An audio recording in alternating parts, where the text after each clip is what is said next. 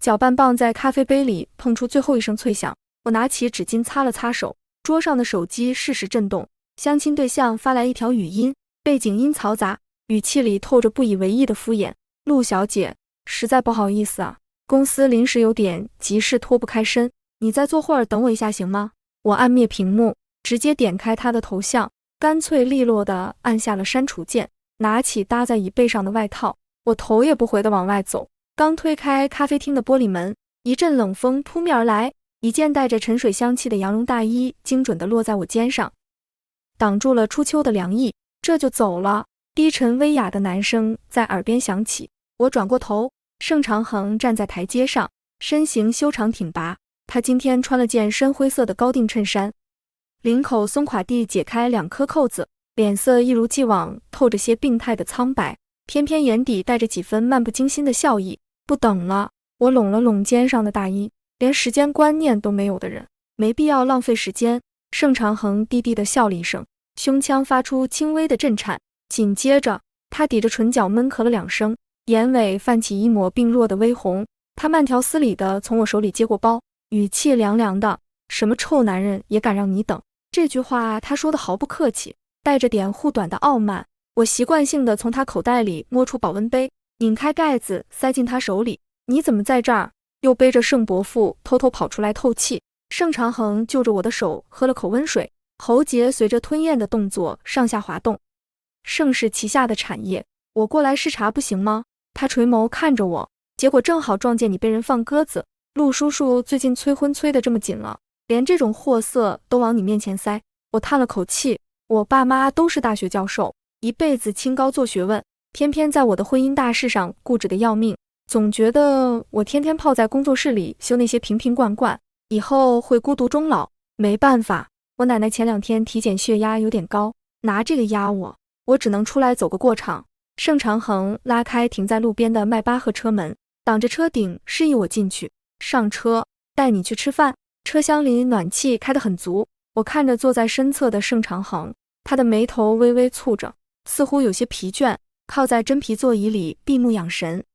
我和他从小家住对门，算得上是光屁股一起长大的发小。不同的是，陆家一直走学术路线，而盛家后来下海经商，如今已经是掌控京圈经济命脉的顶级财阀。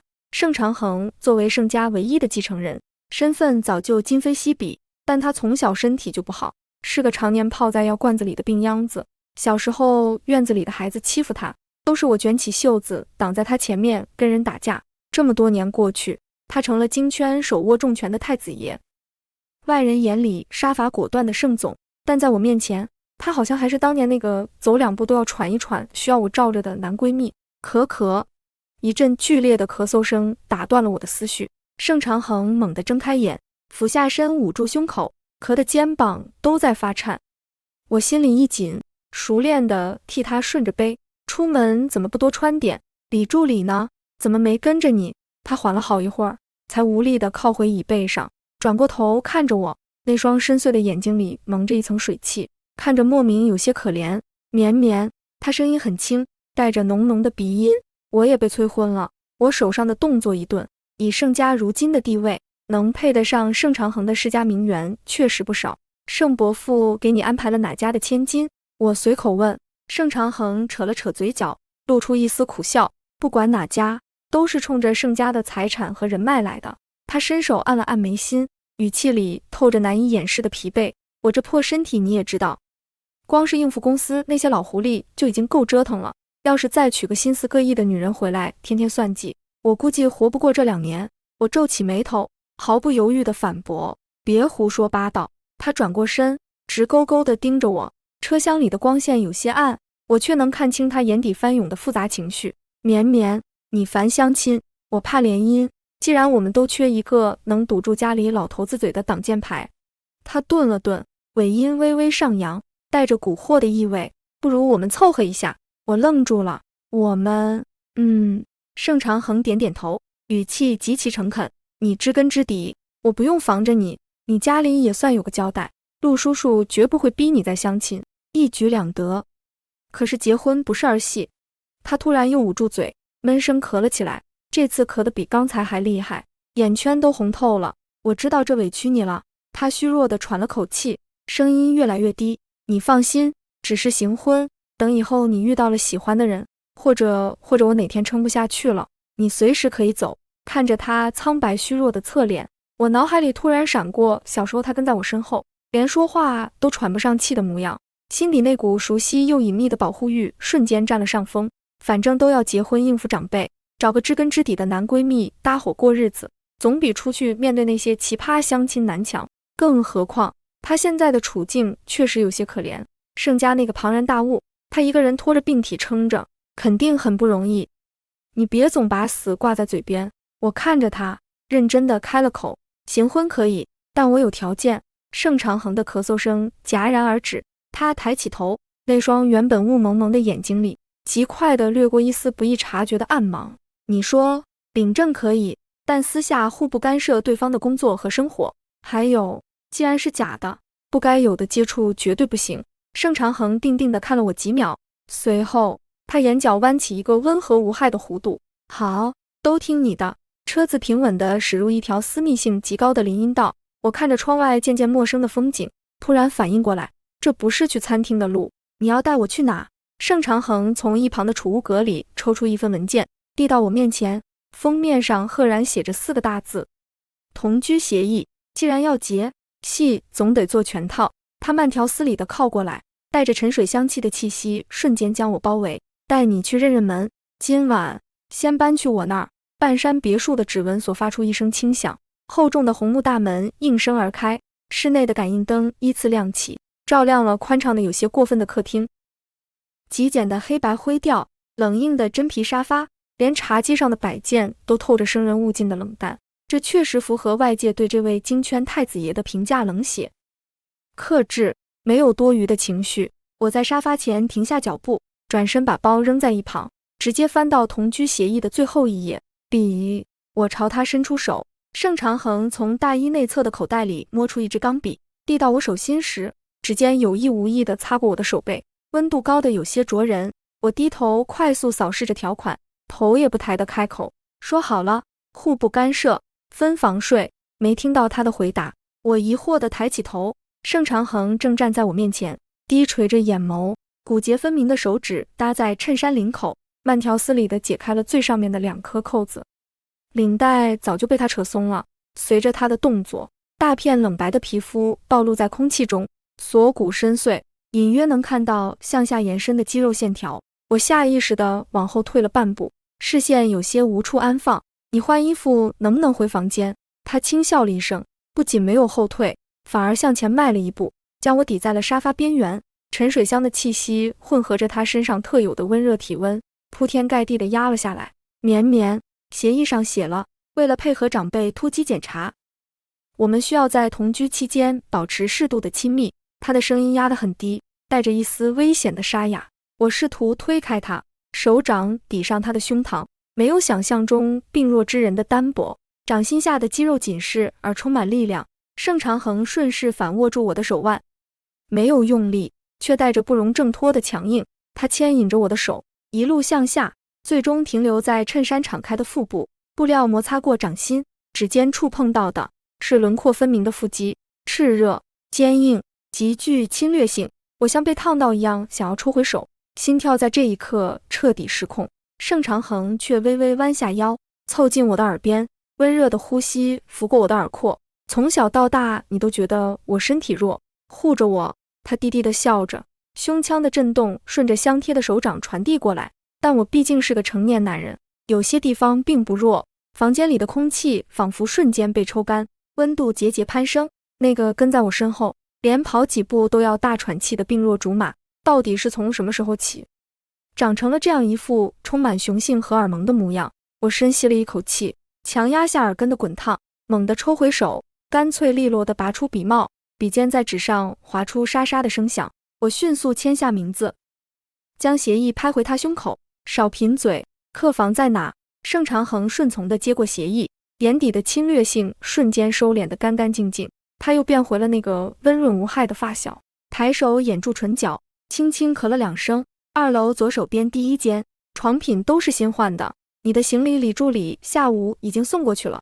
我没再看他，拎起包，快步走上楼梯，直到关上客房的门，我才靠在门板上，长长的吐出一口气，手心里仿佛还残留着他腹部滚烫的触感，怎么都挥之不去。第二天清晨，我是被一阵咖啡的醇香叫醒的。洗漱完下楼，餐厅的琉璃台前站着一个修长的身影。盛长恒换上了一件柔软的米色针织衫，正低头将烤好的吐司装盘。阳光透过落地窗洒在他身上，给他苍白的侧脸镀上了一层暖光，看着毫无攻击性。昨晚那个充满危险气息的男人仿佛只是我的错觉。听见脚步声，他回过头，眼角弯起温和的弧度。早，过来吃早餐。我拉开椅子坐下，端起面前的温牛奶喝了一口。你今天不去公司？不去。盛长恒把磨好果酱的吐司推到我面前，顺势在我旁边坐下，声音温吞。昨晚有些受凉，今天头疼。说着，他还配合地揉了揉太阳穴，眉头微微蹙起。我习惯性地伸手探向他的额头，温度正常，没发烧。我收回手，语气里带着自己都没察觉的熟忍。吃完饭把药吃了。盛长恒乖顺地点点头，深邃的眸子一顺不顺地盯着我。今天周末，带你回趟老宅吧。我家培根的动作一顿，这么快？早死早超生。他叹了口气，靠在椅背上，显得十分苦恼。老太太昨晚又发消息念叨，要是再不带个人回去，她就要把各大世家的名媛直接领进我办公室了。看着她这副疲惫又无奈的模样，我咽下嘴里的食物，抽了张纸巾擦擦嘴角。行，吃完去挑点礼物，毕竟是从小认识的长辈，空手去确实不礼貌。下午，迈巴赫缓缓驶入盛家老宅的庭院，车还没停稳，我就看到盛伯母站在台阶上，正翘首以盼。刚推开门下车，盛长恒极其自然地牵过我的手，他的手掌宽大温厚，将我的手完全包裹在掌心。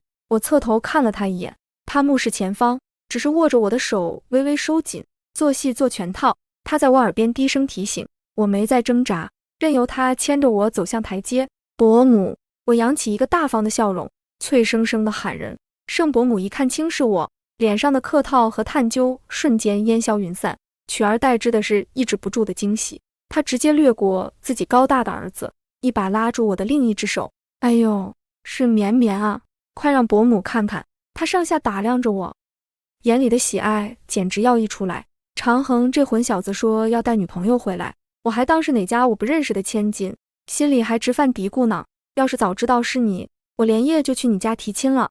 盛长恒站在一旁，轻咳了一声，语气里透着几分无奈和委屈。妈，外边风大，您能让我先进屋再数落吗？你这身子骨，就是自己不爱惜。盛伯母瞪了他一眼，转头看向我时，又换上了一副慈爱的笑脸。绵绵，快进屋，外面凉。他爸在书房呢，马上就下来。客厅里暖烘烘的，茶几上早就摆满了各种我小时候爱吃的零食和点心。我们在沙发上坐下，盛长恒自然地挨着我，肩膀轻轻靠着我的肩膀。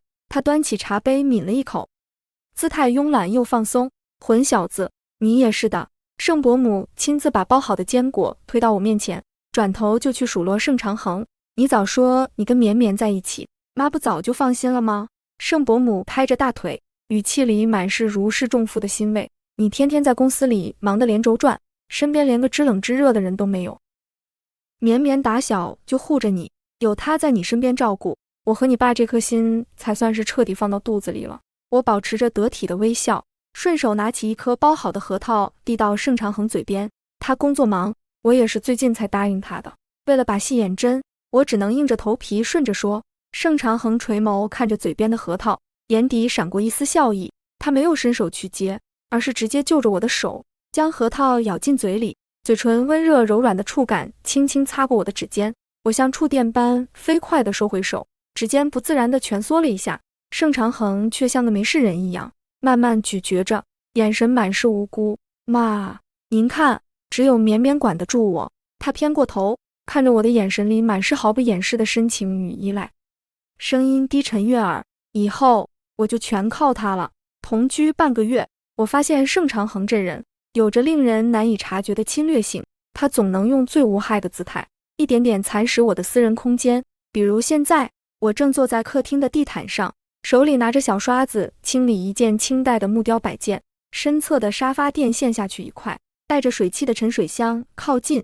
盛长恒刚洗完澡，穿着深黑色的丝绸居家服，头发半干，水珠顺着冷白的脖颈滑入微敞的领口。他在我身边坐下，长腿随意的屈起，膝盖若有似无地抵着我的衣摆。怎么还不睡？他的声音带着刚沐浴后的低哑。我手上的动作没停，视线专注在木雕的纹理上，这道缝隙得先清理干净，明天去工作室才好上胶。盛长恒没说话，只是静静地看着我。过了一会儿，他突然抬起手，将一杯温热的蜂蜜水贴上我的脸颊，喝口水歇会儿。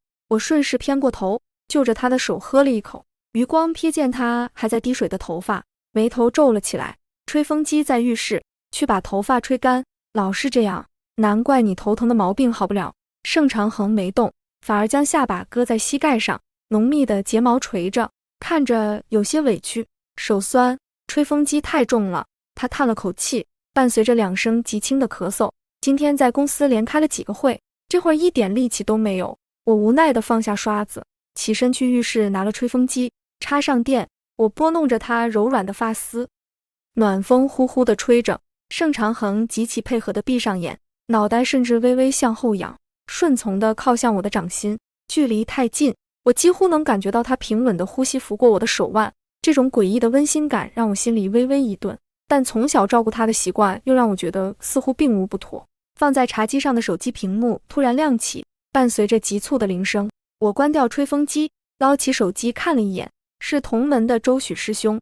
华夏接听键，周许温和的声音传了出来：绵绵，没打扰你休息吧？导师托人从国外带的那批粘合寄到了，我正好路过你这边，顺便给你送过来。我有些意外，这么晚了，怎么好意思让你特意跑一趟？其实明天去工作室拿也是一样的。没事，正好顺路。周许的声音里带着笑意。我已经到半山别墅区大门了，安保不让外来车辆进，但麻烦你出来拿一下。行，你等我，马上出来。挂了电话，我从衣帽间随手扯了件风衣套上。师兄送材料过来，我去门口接一下。盛长恒靠在沙发上，原本慵懒的神色在听到师兄2个字时，微不可察地敛了敛。外面风大，别受凉。他语气温和，眼神却暗沉沉的，叫人看不真切。我没多想，拉开大门走了出去。深秋的夜风确实冷，我裹紧了风衣，快步走到别墅区的高级铁艺大门前。周许站在路灯下，手里拎着一个精致的纸袋，看到我出来，眼睛瞬间亮了。绵绵，这里。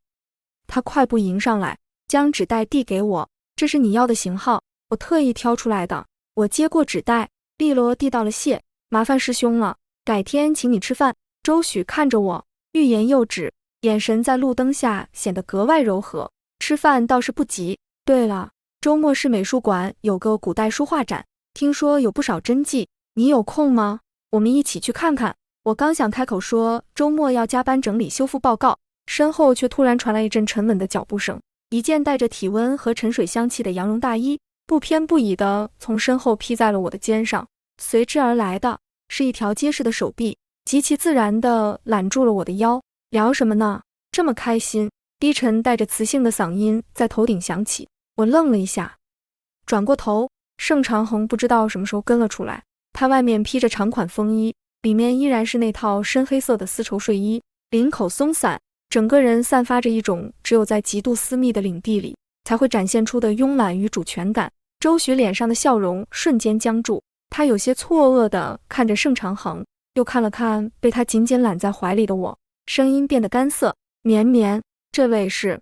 没等我开口，盛长恒已经极其自然地将我往怀里带了带，他伸出空着的那只手，姿态金贵又从容。你好，我是绵绵的先生。盛长恒。周许的眼睛猛地睁大，满脸的不可置信。先生，绵绵，你结婚了？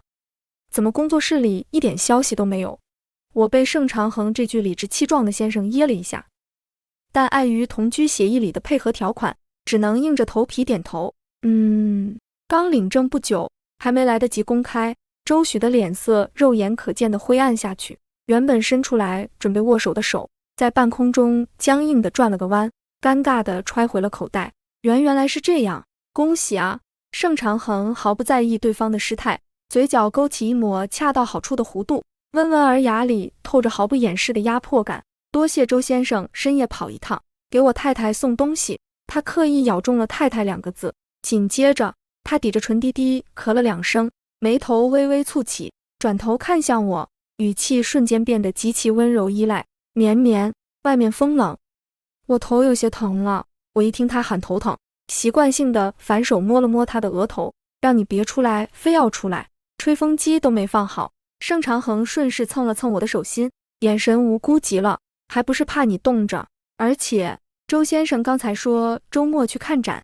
他转过头，充满歉意地看着脸色惨白的周旭。实在抱歉啊，周先生，我这身体不争气，最近一到晚上就头疼。绵绵为了照顾我，每晚都睡得很迟。他故意顿了顿，揽在我腰上的手微微收紧。周末他好不容易能补个觉，怕是没精力陪你去看展了。改天我做东请周先生吃饭，就当是替我太太谢谢你平时的照顾。周许这下连勉强的笑容都维持不住了。他是个聪明人，怎么可能听不出盛长恒话里话外那股宣示主权的浓烈意味？更何况还是如此亲密无间的婚后日常。不用客气，既然材料送到了，我就先走了，不打扰你们休息。周许匆匆转身上车，车子一溜烟地消失在夜色里，直到看不见车尾灯，我才用手肘轻轻捣了一下程长恒的胸口。差不多行了。手松开，盛长恒不仅没松手，反而变本加厉地将下巴搁在我的肩膀上。他喜欢你，语气笃定，甚至带了一丝隐秘的酸意。我翻了个白眼，转身往别墅走。别胡说八道，那就是我同门师兄，平时在工作室见着面连话都说不上几句。盛长恒跟在我身侧，脚步沉稳，哪里还有半点刚才虚弱的样子。男人最了解男人，他看你的眼神不清白。他慢条斯理地说着，眼底掠过一抹冰冷的暗芒。不过没关系，现在他知道了。回到温暖的客厅，我脱下大衣挂好，想起一件刚从工作室听来的八卦，顺口说道：对了，你还记得半个月前放我鸽子那个相亲男吗？程长恒倒水的动作微微一顿，神色如常地抬起头。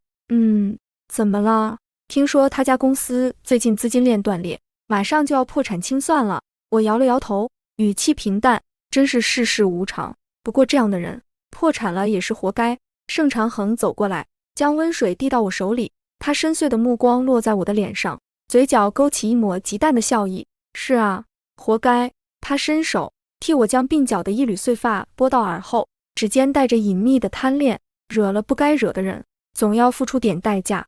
宴会厅穹顶的巨型水晶吊灯折射出璀璨的光斑，悠扬的大提琴声在衣香鬓影间穿梭。我挽着盛长恒的手臂，随他一同踏入铺着厚重羊绒地毯的内场。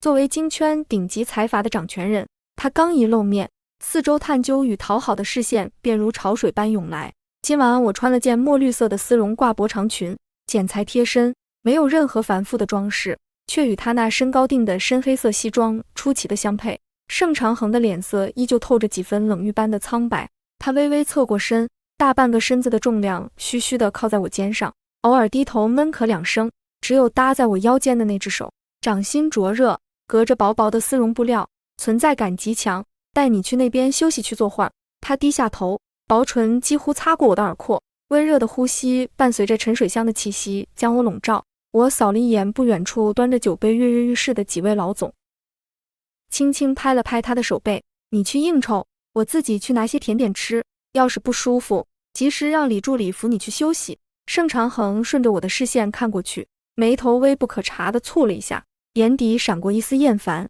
但他很快收敛了情绪，抬手替我理了理耳边的碎发，语气温软的像是在哄人。好，别走远，遇到麻烦随时叫我。看着他在众人的簇拥下走向宴会厅中央，我转身走向偏静的甜品区，刚端起一小碟慕斯蛋糕，身后便传来高跟鞋敲击大理石地面的清脆声响。你就是盛家长辈硬塞给长恒哥哥的那个挡箭牌。声音尖锐，带着毫不掩饰的轻蔑与敌意。我转过身，面前站着一个穿着高定抹胸礼服的年轻名媛，妆容精致，下巴高高扬起，正用挑剔的目光上下打量着我。我没急着开口，而是慢条斯理地将蛋糕碟子放回长桌上，拿起一旁的餐巾擦了擦指尖。这位小姐，开口质问别人之前，是不是应该先自我介绍一下？他冷笑了一声，环抱起双臂，我是林氏集团的千金，你不过是个成天泡在工作室里修那些破旧物件的人，有什么资格站在长恒哥哥身边？他身体不好，需要的是能在事业上帮衬他的名门淑女，而不是你这种只会惹人笑话的拖油瓶。我看着他这副气急败坏的模样，只觉得有些好笑。这圈子里的人似乎总有一种莫名其妙的优越感，连找茬的台词都如出一辙的匮乏。林小姐既然这么关心他的身体和事业，怎么不去他面前毛遂自荐，反而跑来我这里大呼小叫？我语气平缓，连音调都没有提高半分，却字字直戳痛处。难道是因为知道他根本看不上你，所以只能跑来我这儿找存在感？林小姐的脸色瞬间涨得通红，精心描绘的眼妆因为愤怒而显得有些扭曲。你算什么东西，居然敢这么跟我说话？就在这时，一名端着刚倒满的热咖啡的侍应生恰好从我们身侧走过。林小姐眼底闪过一丝恶毒的暗芒，她突然毫无预兆地向前迈出一步，高跟鞋的鞋跟狠狠绊向那个侍应生的小腿。侍应生惊呼一声，身体失去平衡，整个人连同托盘里的热咖啡直直地朝我扑了过来。滚烫的褐色液体在半空中溅开，距离太近了，我迅速在脑海中预判了咖啡泼洒的轨迹，毫不犹豫地向后退去。但林小姐显然不打算就这么放过我，她假装被侍应生撞倒，借着倒下的冲力，伸手狠狠推向我的肩膀，试图将我撞向身后那座堆满香槟酒杯的玻璃高塔。若是撞上去，尖锐的玻璃碎片绝对能让人毁容。我已经退到了边缘，腰后就是冰冷的玻璃桌台，退无可退。千钧一发之际，一道带着凛冽寒风的黑影猛地闯入视线，我还没反应过来，整个人便被一股极其霸道的力量猛地拉入一个宽阔坚硬的怀抱。男人的手臂犹如铁钳一般紧紧箍住我的后腰，直接将我凌空抱起，以一种不可思议的速度和爆发力，硬生生带着我转了半圈，完美避开了所有危险。紧接着，哗啦一声巨响，香槟塔轰然倒塌，晶莹的玻璃碎片混杂着酒液溅了一地。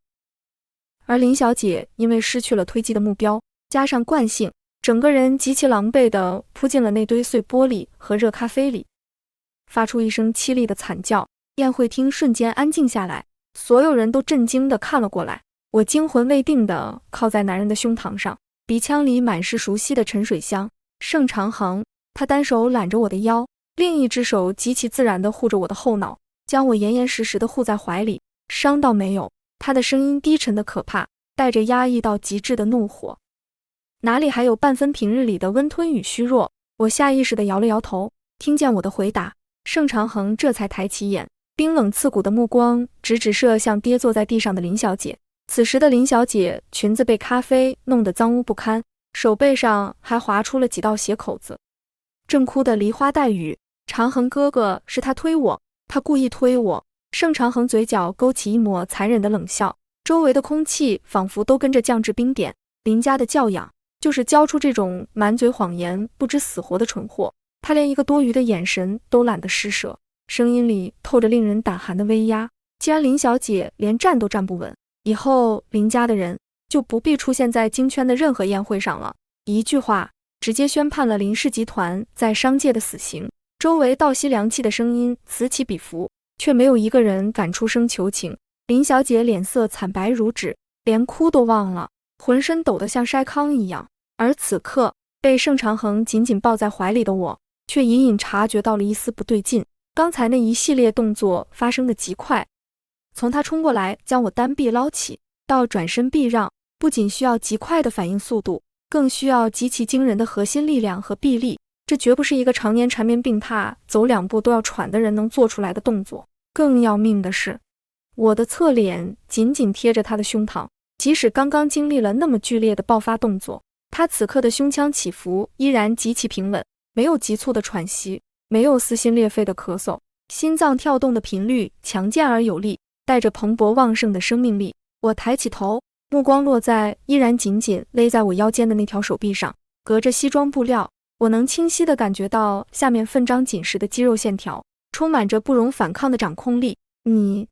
我刚开口吐出一个字，盛长恒抱着我的手猛地一僵。那股笼罩在他周身那股骇人冷厉的威压，就像是被戳破的气球，瞬间消散得无影无踪。他眼底的狠戾极快地褪去，取而代之的是一丝慌乱。下一秒，他高大的身躯突然毫无预兆地晃了晃，犹如抽干了所有力气般，沉沉地压向我的肩膀。嗨嗨咳嗨嗨，剧烈而隐忍的咳嗽声从我耳边传来，他捂住胸口，咳得肩膀不停地发颤，连呼吸都变得急促破碎起来。绵绵，他虚弱地将脸埋进我的颈窝，声音沙哑的几乎听不清，带着浓浓的委屈和后怕。刚才跑得太急，胸口好疼，我被他压得往后退了半步，双手下意识地扶住他的腰侧，摸到的依旧是紧致硬朗的肌肉。我没有像往常那样急着替他顺背，而是任由他靠在我肩上，垂下眼眸，静静地看着他那只刚才还如同铁钳般揽着我的手，此刻正虚弱无力地搭在我的风衣边缘。脑海里回放着他刚才徒手捞人时那不可思议的速度与力量，再对比他现在这副仿佛随时都要晕厥过去的柔弱模样，一丝荒谬的念头在心底迅速生根发芽。我微微眯起眼睛，没有拆穿他，只是反手拍了拍他的后背，语气轻描淡写：是吗？那你这病好的还挺会挑时候的。迈巴赫在静谧的半山别墅门前停稳，一路上车厢内的气压低得几乎凝固。我推开车门，没有等盛长恒，径直走进客厅，随手将满是褶皱的风衣脱下挂在衣帽架上，踢掉高跟鞋，赤脚踩在柔软的羊毛地毯上。身后传来关门的轻响，接着是几声熟悉的压抑的低咳。我转过身，抱起双臂，似笑非笑地看着站在玄关处那个修长挺拔的身影。还咳呢？我的语气极其平静，没有愤怒，也没有质问，只是带着几分闲适的打量。盛长恒换鞋的动作一顿，他抬起眼眸，目光在半空中与我交汇。客厅里只开了几盏昏暗的壁灯，暖黄色的光晕落在他的侧脸上，勾勒出他深邃优越的骨相。空气中安静了足足半分钟，随后他缓缓直起身子，那个平日里总是虚虚垮着肩膀，仿佛风一吹就会倒的病弱大少爷，在这一刻彻底卸下了所有的伪装。随着他脊背的挺直，一股极具压迫感的成年男性的侵略气息瞬间充斥了整个客厅，身高优势在此时显露无遗。他迈开长腿，一步步朝我走来，脚步沉稳有力，连平日里刻意放轻的呼吸声都变得深沉而平缓。我就说藏不住。他走到我面前停下，声音不再是那种虚弱的温吞，而是透着质感极好的低沉与磁性。我挑了挑眉，视线毫不避讳地扫过他宽阔的肩膀和结实的胸膛。刚才在宴会厅，你单手把我捞起来还能连转半圈的时候，我就该给你鼓个掌。我放下双臂，往前走了一小步，逼近他的身前。说吧，骗我多久了？盛长恒没有后退，他反而微微低下头，深邃的目光紧紧锁定着我的眼睛，眼底涌动着某种我从未见过的浓烈的几乎要溢出来的情绪。很久了，他叹了口气，抬起手，指腹轻轻摩挲着我脸颊边的碎发，久到我自己都快忘了，我其实早就已经是个健康的正常人。既然病早就好了，为什么还要装？我拍开他在我脸上作乱的手，目光坦荡地直视他。同居协议，长辈催婚，还有你那些动不动就头疼胸闷的戏码。盛长恒，你费这么大心思，到底图什么？手背被打了一下，他也不恼，反而反手一把握住了我的手腕，指尖顺着我的脉络，一点点滑入我的指缝，最终与我十指紧扣，掌心相贴。他手上的温度依旧滚烫的惊人。图你，他回答的毫不犹豫，声音低哑，带着一丝破釜沉舟的决绝。绵绵，从小到大，你的目光只会停留在需要照顾的人身上。如果我告诉你我已经彻底痊愈了，你还会像以前那样毫不犹豫地护着我吗？他微微弯下腰，将额头抵在我的颈窝处，温热的呼吸洒在我的肌肤上，引起一阵战栗。你不会，他的语气里竟然透出了几分真实的委屈和后怕。你会把我当成一个普通的竹马？你会跟那个连送的材料都要大半夜跑来的师兄去约会？你会慢慢从我的世界里淡出，去爱上别人。他在我的颈侧轻轻蹭了蹭，像一头终于露出獠牙却又在主人面前示弱的大型猛兽。我怎么可能允许这种事情发生？所以连老太太逼婚也是你故意安排的。我感受到他扣着我的手越来越紧，心里那点因为被隐瞒而产生的不悦，奇迹般的被他这种近乎偏执的直白给抚平了。是，盛长恒抬起头，目光灼灼地看着我，只有让你觉得我是个随时会被家族抛弃、被逼无奈的可怜虫，你才会心软，才会心甘情愿地跟我签下那份同居协议。他喉结微滚，眼底满是赤裸裸的占有欲。绵绵，我装病是因为我贪心，我想要你。名正言顺，彻彻底底。安静的客厅里，只能听到彼此交错的呼吸声。我看着他紧张到微微绷紧的下颌线，突然觉得有些好笑。堂堂金圈太子爷，在商场上翻手为云，覆手为雨，居然为了谈个恋爱，把自己硬生生演成了一个林黛玉。说完了，我看着他，盛长恒愣了一下，似乎没料到我会是这个反应，眼底闪过一丝错愕，只能木讷地点点头。说完了，我反握住他的手，稍稍用力一拉，将他整个人往沙发上一推。他毫无防备地跌坐在沙发边缘，有些茫然地抬起头。我居高临下地看着他，伸手勾住他那条早就被扯松的暗纹领带，俯下身，红唇几乎贴上他的鼻尖。既然说完了，那就让我验收一下。我看着他瞬间变得幽暗的眼眸，语气轻缓，却带着不容拒绝的挑衅。既然盛总的身体这么健康，那就让我看看你到底有多健康。盛长恒的瞳孔骤然紧缩，他深吸了一口气，胸膛剧烈地起伏了一下。下一秒，天旋地转，我还没来得及惊呼，整个人就已经被他拦腰抱起，直接压进了柔软的真皮沙发深处。沉水香的气息铺天盖地地席卷而来，将我彻底吞没。他一只手垫在我的脑后，另一只手极其霸道地扣住我的腰，将我严丝合缝地压向他。这可是你说的，绵绵。他的声音已经沙哑得不成样子，眼底那最后一丝克制被彻底烧成了灰烬，稳如狂风骤雨般落下，没有任何病弱之人的虚浮。他的动作充满了力量与技巧，带着极具侵略性的掠夺，仿佛要将这几年压抑的渴望在这一刻全部讨回来。唇齿交缠间，我几乎要喘不过气来，只能双手攀上他宽阔的肩膀，隔着单薄的衬衫，指尖触摸到的是坚硬如铁的背部肌肉。